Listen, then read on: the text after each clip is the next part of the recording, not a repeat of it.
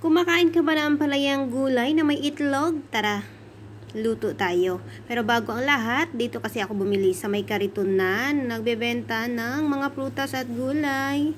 Ayan, bibili ako ng 3 ampalaya. Medyo fresh pa naman kaya pwede pa. At dito na rin ako sa bahay. Syempre, tanggalin muna natin itong nasa gitna. Dahil ito nagdadala ng pait.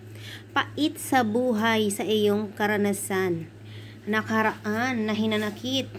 Charot. May may paimot-imoters. Heto na, tanggalin yan para hindi masyadong mapait ang iyong ampalaya. At ganyan lang ako maghiwa. Medyo manipis yung grano niya. Ayokong masyadong malaki para tanggal nga yung pait. Ayan. Heto na mga lalabs, meron akong bombay, bawang at 5 itlog. Mas masarap kasi mas maraming itlog.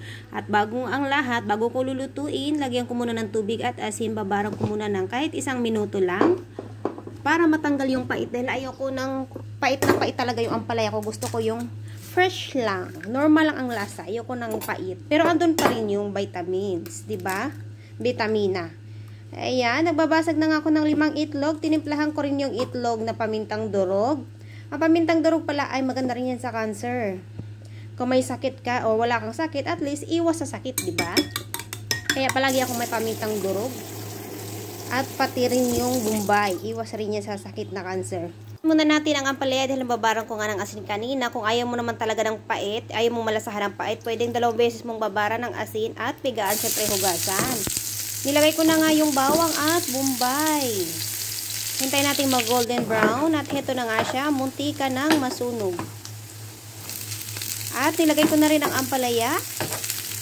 Halo-haluin muna natin. At timplahan na rin as usual. Pinoy tayo. Ano lang naman ang ating ititimpla. Bitsin at asin lang. Siyempre, pamintang durog.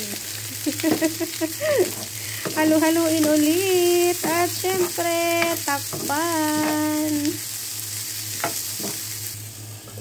At pagkatapos takpan ay bubuksan. Ayan, lalagay na natin ang ating maraming itlog. Pero kung nasa iyo naman ay kulang kasi itlog dyan, pwede mo namang kahit 10 ampalaya pa yan, 2 itlog lalagay mo. Walang problema. Ang importante ay makaluto ka ng gulay. Kaya kumain ka na ng gulay. Huwag kang umarte para hindi ka sakitin. Ayan, kuwang-kuha talaga yung gusto ko. Ayan, pinatuyong ampalaya with egg. Kain. Hindi na siya mapait. Mapait pa rin pero konti na lang. At least hindi na siya yung sobrang pait. Lalo sa mga bata. Iwas pait. At tuyot suka. Para sa isda. Ulam ko kahapon. Pinaritong isda. Yan. Lagyan ng ulam. Kanin at ampalaya.